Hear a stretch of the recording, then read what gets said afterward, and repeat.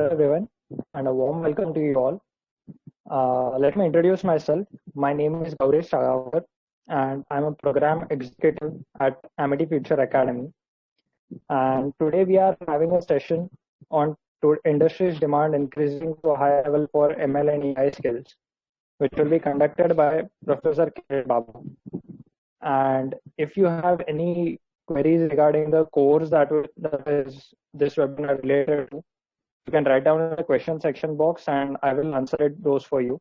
Otherwise, also you can ask queries about the webinar also in the same question section box. And if you need anything else, you can directly write down. And Professor Kiran, you can start the session. Okay. Thanks, Gaurish. Thanks for the introduction. So, hi all. Welcome to the webinar, the web series, what we are trying to do here at Amity. So, let me introduce myself and then we will get going with the topic, what we have planned for today. So, my name is Kiran. I bring in around 20 years of industry experience working in various industry verticals. And with regard to the artificial intelligence and machine learning, this has been my 9th year working for this particular domain. So with that being the background, let's keep this session as collaborative as possible, as lively as possible.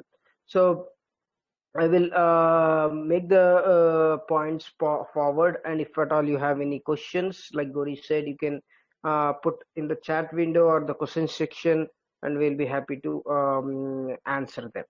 Okay, so the session today is about the way the artificial intelligence and machine learning is making it headway into various industry verticals. Why we are seeing the sudden spurt, how the industries are using them, and what exactly is all about this is what we will try to understand and unbox it. So before we get to understanding all these things at a very high level, we will try to understand the acronyms associated with our session today. So few of the terms what we are trying to talk today is the artificial intelligence, machine learning, deep learning, programming, right? So let's try to understand and unbox. So if you happen to see this open slide, you see data everywhere, right? So as long as we say there is an activity, there is a transaction. Whenever there is a transaction, there is a data which is generated. So predominantly the data is, we are surrounded by data, but now it is for us to see how exactly we can use this data. So the first and foremost in this particular space comes artificial intelligence. So let's try to understand what is artificial intelligence. So at a very high level, before even understanding artificial intelligence, if you have to define what is intelligence, right, is a word which we use very casually.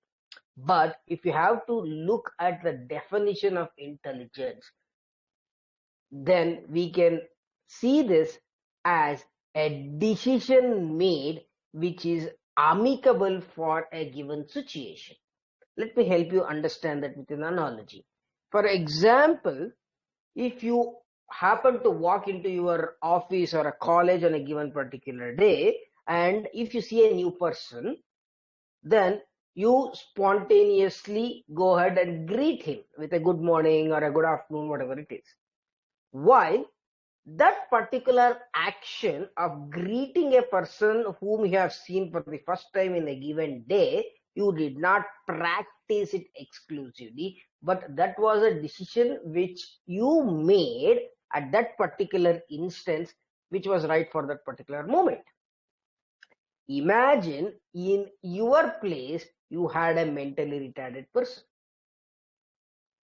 a person who has challenges with his thinking capabilities, which means he or she also makes a decision whenever he happens to meet a new person, but the decision may not be amicable for a given situation. He might start laughing at a new person, start jumping, start rolling, which means it is not just about decision making. Making a decision which is amicable for a given situation makes things which is intelligence.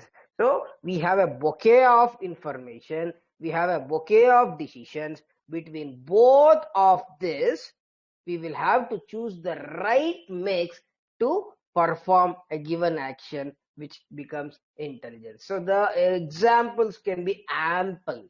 While crossing the road, while climbing up the stairs, every stairs what you try to climb might be very different, but you still don't make any mistake in climbing up the stairs, which means your brain is supplying with the right information for the right coordination of left leg and right leg for you to climb up the stairs, which was amicable for a given situation.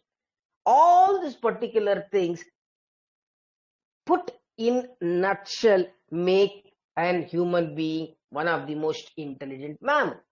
Now, what we are trying to do is, being a very good delegators, we try to delegate this particular intelligence into machines so that the decision making capabilities of a machine are amicable for a given situation.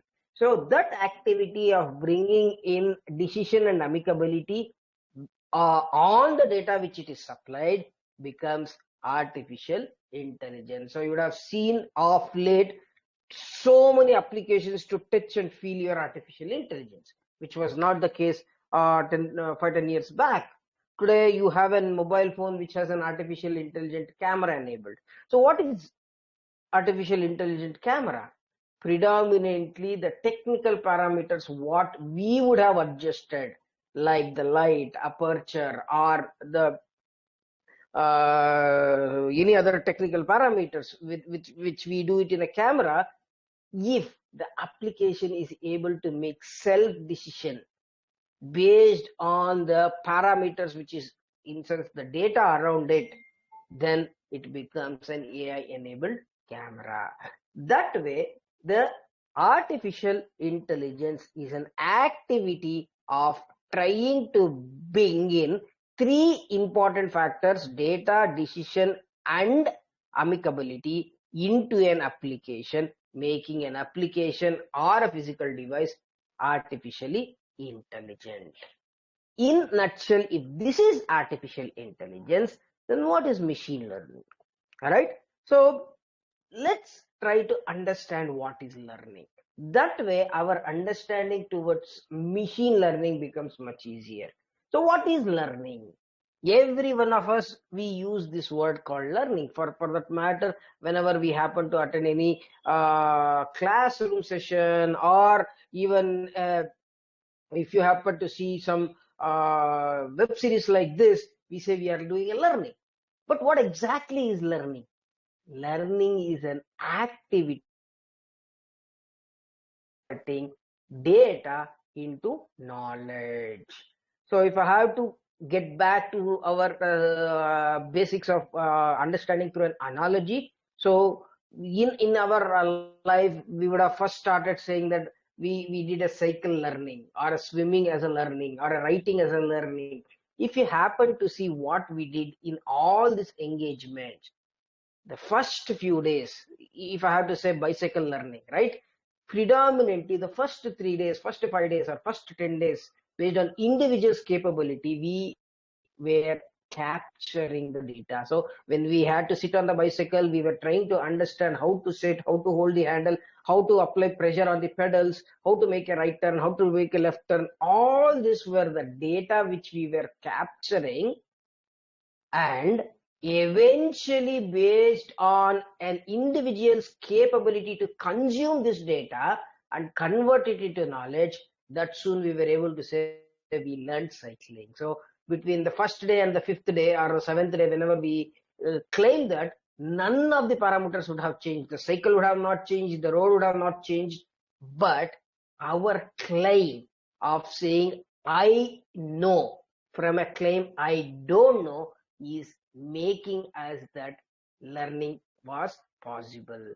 So this activity of converting data into knowledge so that it can be reused for differential magnitude of data is learning, which means today, even after a decade or 2 or 3, you can still ride a new bicycle in a new place which were not same as what you did the learning. It is not the same cycle, it is not the same road, only the person is same. With other parameters changing, you still know how to replicate it. This activity of converting data into knowledge is your learning. In this process, you happen to navigate through data, make intermediate decisions before you can come into a concluded conclusion of saying I did a learning. The same approach we apply for a machine, so that we take the aids of various algorithms to be applied on the collected or available data, so that the machine is able to make a decision on a new data which it is supplied for, which means it gets trained, and whenever it is fed with the new data, it will be able to make a decision on the new data. That particular aspect of making a machine learn by experience from past, in the process it converts data into knowledge, is machine learning, which means we have eventually made an application ready to decide when new situations are presented to it. So in a nutshell, this aspect of making things work is machine learning. If this is machine learning, then what is deep learning? Predominantly, machine learning can work whenever your data is very structured. In sense, if you have a quantifiable amount of data in a structured format, and I would also say in a big data format, machine learning works or makes wonders. But when the big data gets converted into wide data, what is wide data? The number of features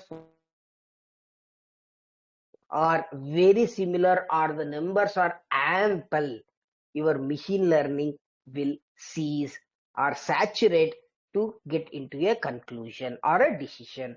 That's where you will have to use an approach of the same learning which is more intensive in nature, which is deep learning. So I'll give a very good analogy which will help us to understand the way a machine learning and a deep learning works. So if I have to give this example of, if I ask any one of us in this forum today to identify a dog and a cat, even from 50 feet or 100 feet from the place where we are standing, if a cat passes by or a dog passes by, we are able to recognize the cat or a dog with ease. And if I keep sending hundreds of cats and dogs in a combination with no challenge, with no problem, we keep identifying which is dog, which is cat, and we get going. The same thing if I give a set of a puppy and a kitten. Puppy is the dog's baby and a kitten is a cat's baby, which are born on the same day. And I ask each one of us to identify which is a puppy and a kitten.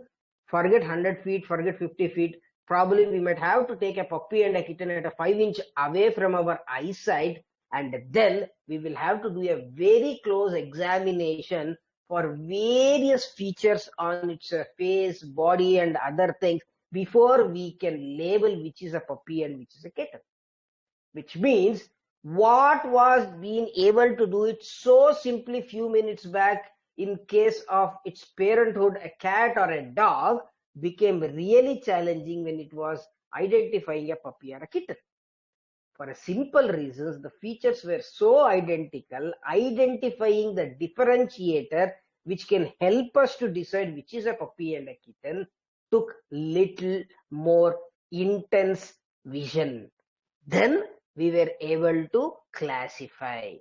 This aspect of doing things with an harder approach, with more features, with more intense data sets is your deep learning. So predominantly wherever you have such overlapping features, especially in text like handwriting or voice, the same word can be pronounced in different forms by different people, or images like I said, a puppy and a kitten, then we have to enable the usage of deep learning, and machine learning probably will saturate and cease giving any decision.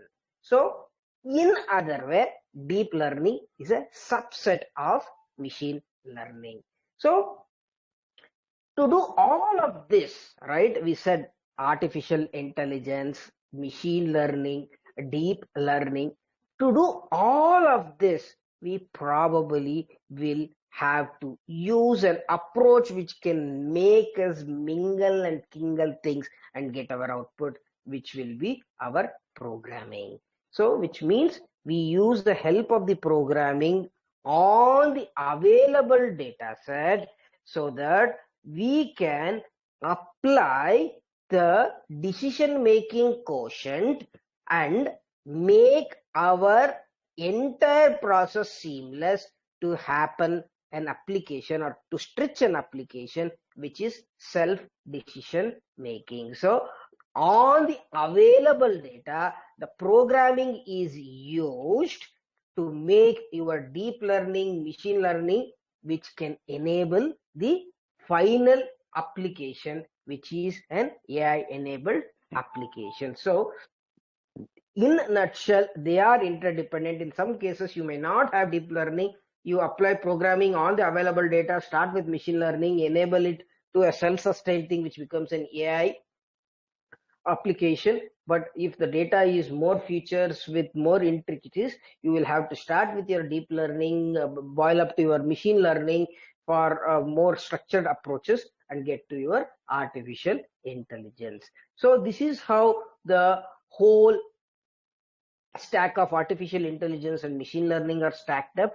And in a nutshell, if you have to see, this is a representation of the same: the artificial intelligence, machine learning, neural network, and deep learning. Neural networks is a way where we try to use the human like thinking on wide data approaches, like the example of a cat, a kitten, or a puppy, what I said, or any other pronunciation like our Alexa, Go Google, which use the voice.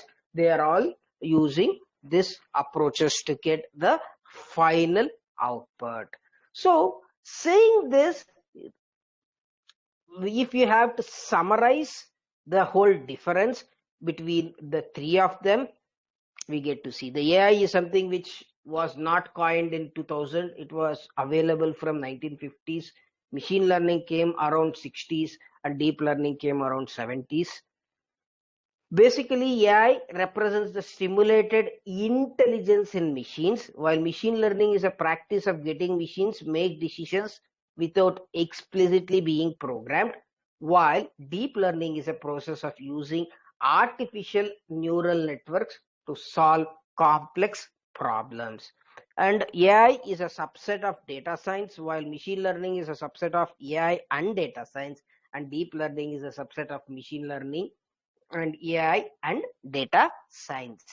So the aim within the machine learning, within the artificial intelligence, is to build machines which are capable of thinking like humans, which indirectly take the help of machine learning and deep learning. Here, the aim of the machines to learn through the data so that they can solve the problems, while here it is basically discover the patterns for feature detection, which means in a nutshell, they are interrelated, but one common fact for all of them is our data. So like the word goes in, garbage out. Until and unless we don't feed the right data, we cannot expect the decision to be in the right direction. So this in nutshell was our key acronyms in terms of what is what. But if we have to stick for a minute and talk about the artificial intelligence alone, there are various artificial intelligent types. Artificial intelligence by itself is a generic or a very high level thing. It has different types.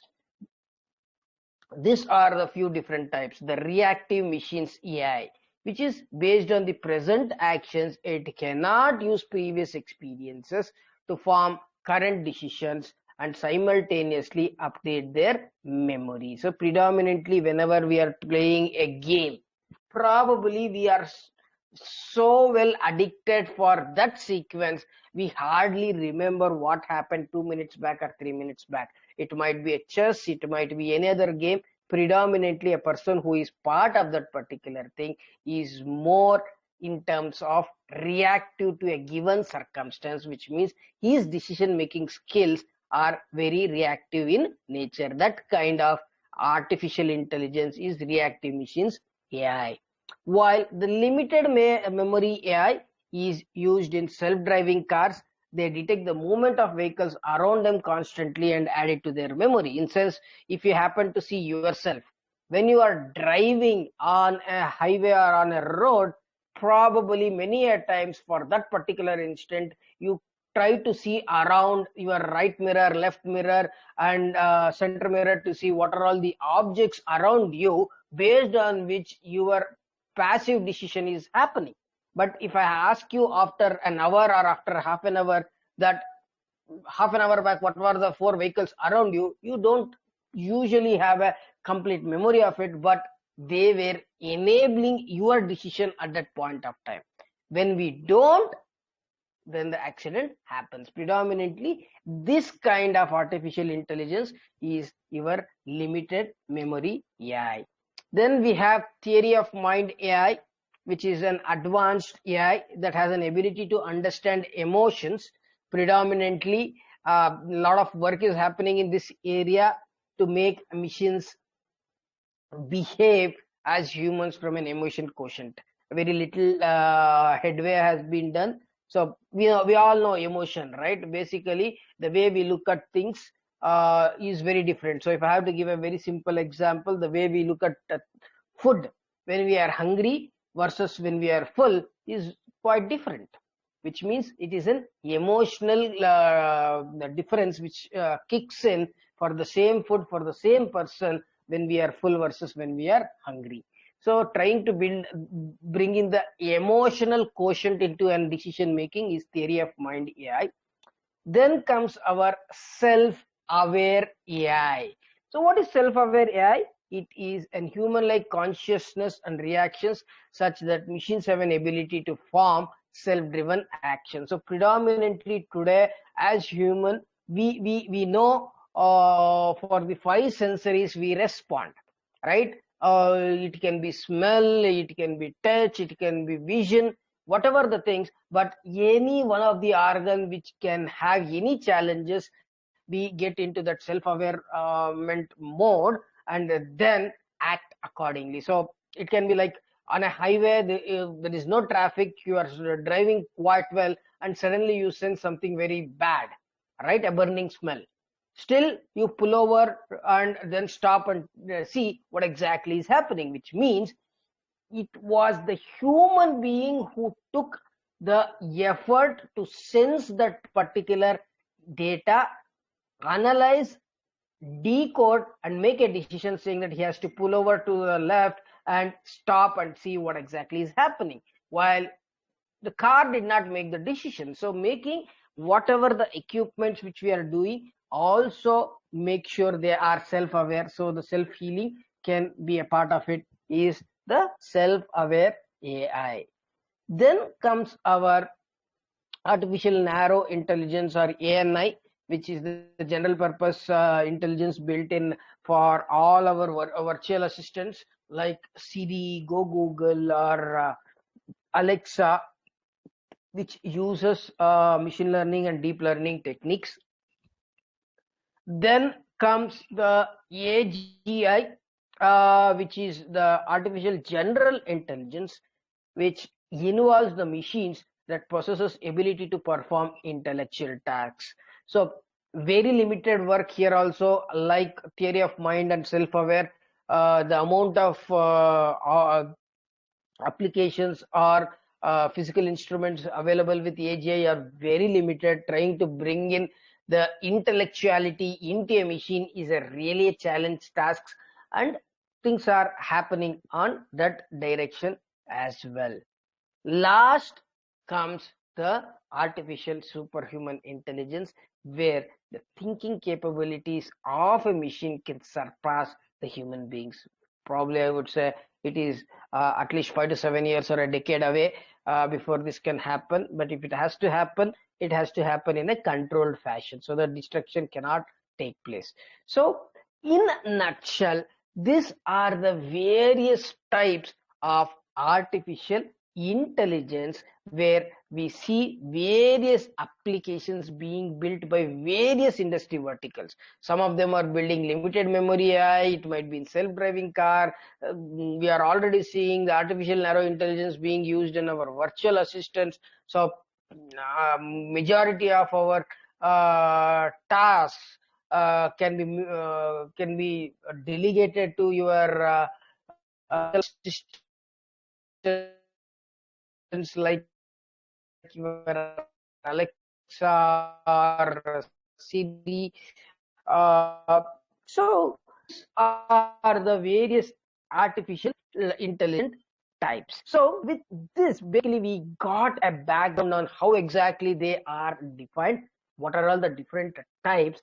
Then we will get to see what does the market trend tells about the four or rather three acronyms what we were seeing. So basically we know Google Trends gives you the ability to see what's happening, and if I have to take these three keywords, the artificial intelligence, the machine learning and deep learning, you get to see the trend for 5 years worldwide. All right, so the need for machine learning and artificial intelligence is increasing exponentially, which means the industry is adapting. When do people search? When there is a need. People don't search, will I search anything in a deep ocean? I don't search anything until and unless I have a need. So this is one of the ways to get a relation saying that where the industry is progressing towards. So you can see between 2015 to 2020, after 2018 or rather around mid 17s, you see a spike here on the usage or the leverage of machine learning and AI. And in this space, this is the information as of today. Even in the space of the pandemic, what we are talking, the significant search is happening on all of this particular areas. So I think this basically will give us some vibe in terms of understanding what is happening, how exactly things are around. So I think I have a question. Let me see that. Okay. Okay, I think it is being answered. Okay. Then if we see this particular thing, then we will see how exactly the industry is using for various things that will tell us why exactly AI and ML have an very high traction in the world of across industry verticals. So if you happen to see this particular magic quadrant, so Gartner every year will publish a magic quadrant for various categories. This is the Gartner's 2020 Magic Quadrant for data science and machine learning platforms. So if you happen to see, these are all the companies which are the leaders. So the SAS, TIPCO Software, MathWorks, AltaX are the ones which are making headway in terms of what they are doing. Then the challenger space, IBM is there. In the niche players, Anaconda, which is one of the tool what we use in the machine learning, is there. Altair is there, that is the niche player section. And if you have to see from a visionaries section, most of the evident logos are here.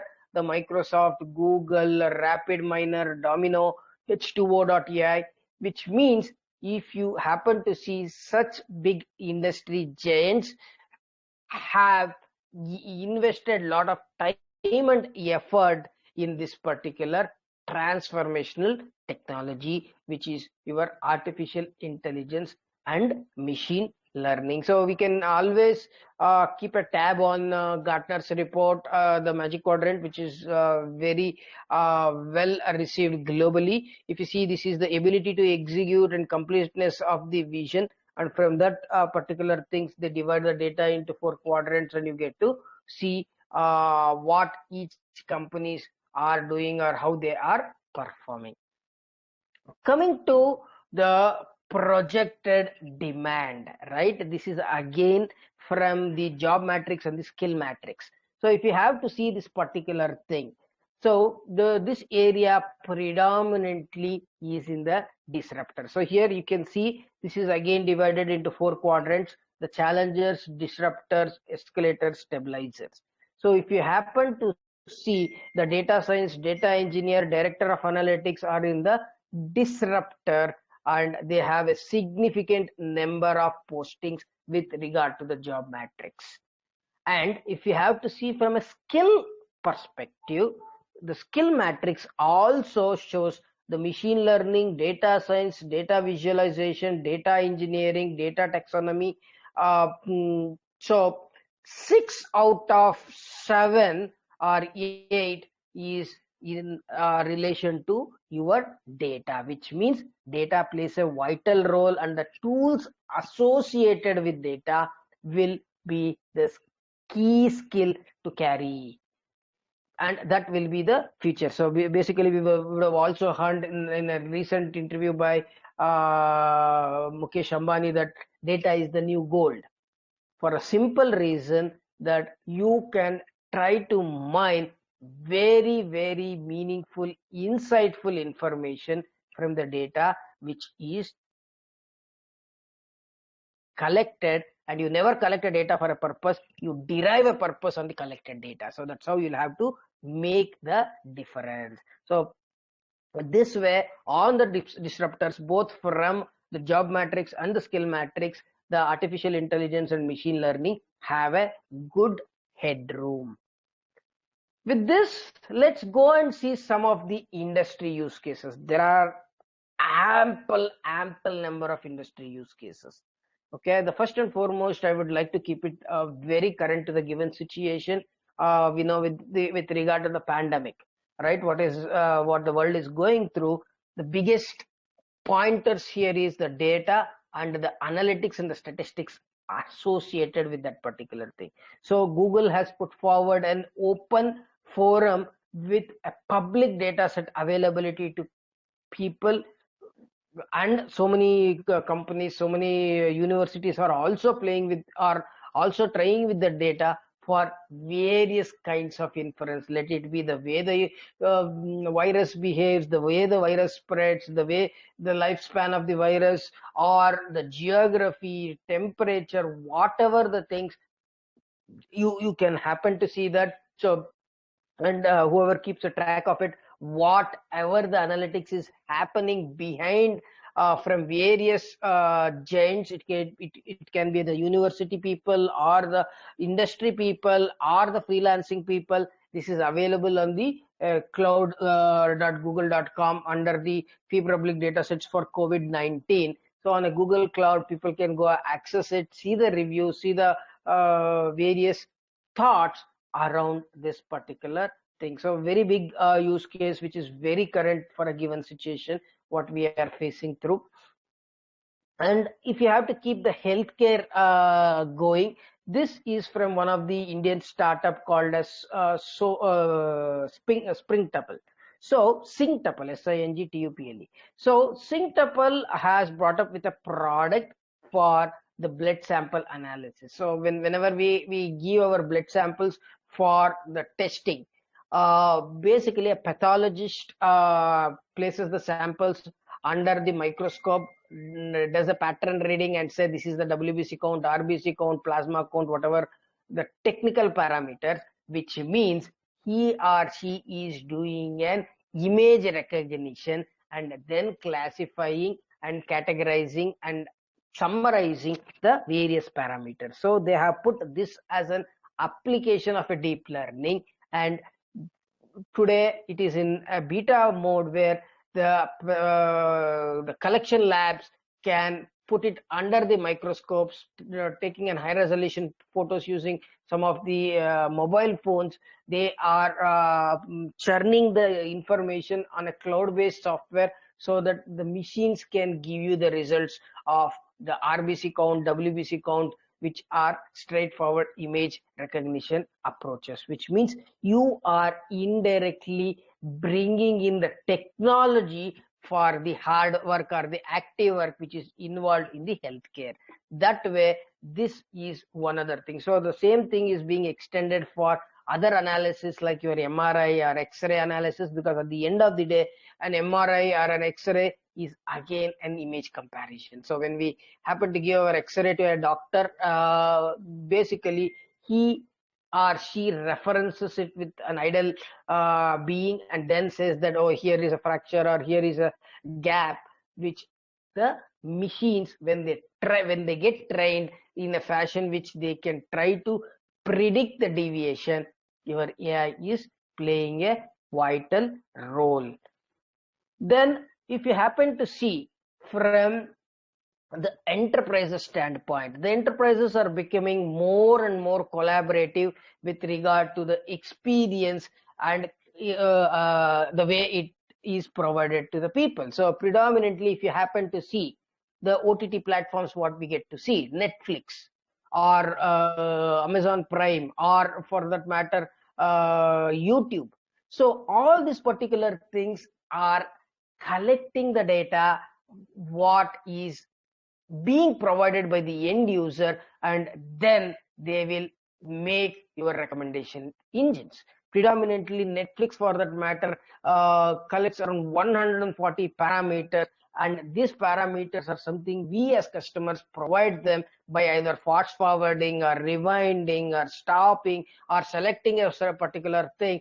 All this mix of combination of things are churned real time, and then the whole recommendation engine works, which means the user experience plays a vital role for you to provide user experience which is customized for a given customer is data intensive task, and that data intensive task can be easily done by artificial intelligence. So basically enterprises are becoming more and more customized. For that matter, if you happen to go and visit the Amazon homepage with your credentials, the landing page what you get to see versus when you happen to log in onto the same Amazon homepage with your spouse account or a friend's account, the products what you get to see are very different, which means they are predominantly capturing the taste of you or your spouse or your friend, and accordingly the landing page comes into place, which means the provisioning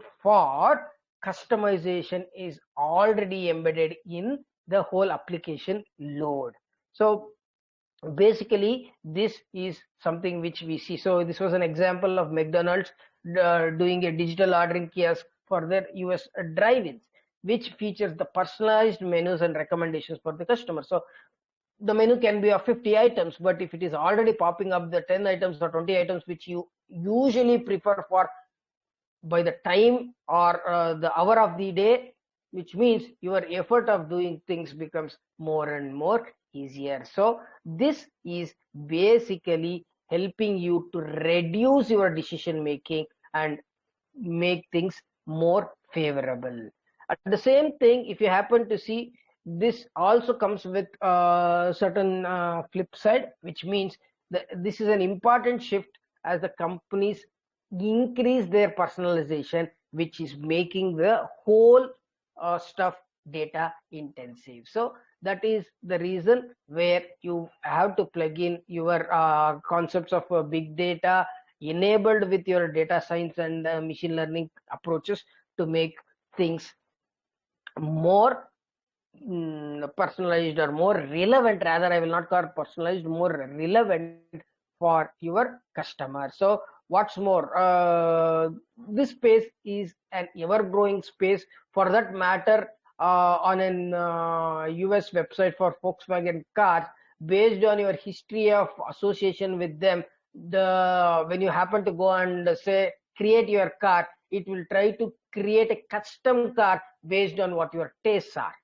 In sense, today in India, when we have to see, there are the standard models, right? We have 4 or 5 variants for every car, and we will have to either compromise or to leave it, saying that okay, this car comes with an auto gear, or this car comes with a diesel variant. So the customization is reaching to that extent.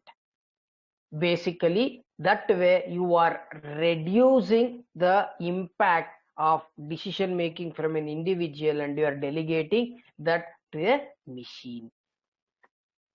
Next big thing is on computer vision. So, right? So if we have to say that computer vision, what is computer vision?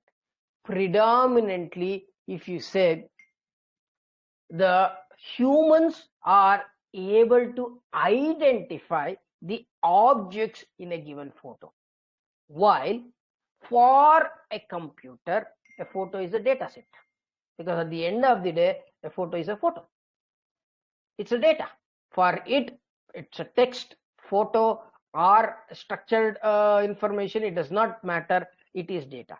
But with computer vision, you are able to identify the objects in a photo, which means this is again a data intensive activity through an approach. So for example, if I show this photo of the world leaders, and if I ask where is Modi, Narendra Modi, basically you get here, which means you are able to identify, because this was a small photo of 10 to 12 people, eminent personalities, you are able to identify easily. But if I have to take this photo, which is a G20 summit, 20 people are there, and identifying Narendra Modi with in this photo, for us it may take 20 seconds or 30 seconds. And if I have to help you, Narendra Modi is here, basically you have put your eyes onto an intense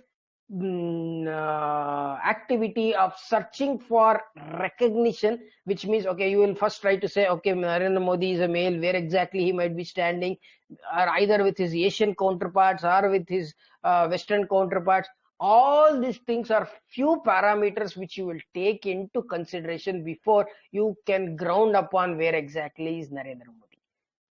This activity, what we are doing as a human being, is being done by the machines. And if you have read in some of the airports, you would start using your face as your boarding pass, which means the data is getting collected in such a fashion which is so significant that you can use your computer vision to reduce the effort, which means the image or the object recognition within the image has come up with a large scope in the industry, and many of the companies are using these technologies for verified objects. So for that matter, the drone delivery has also started using your computer vision for facial recognition. So it will only come down when it identifies it is the person who has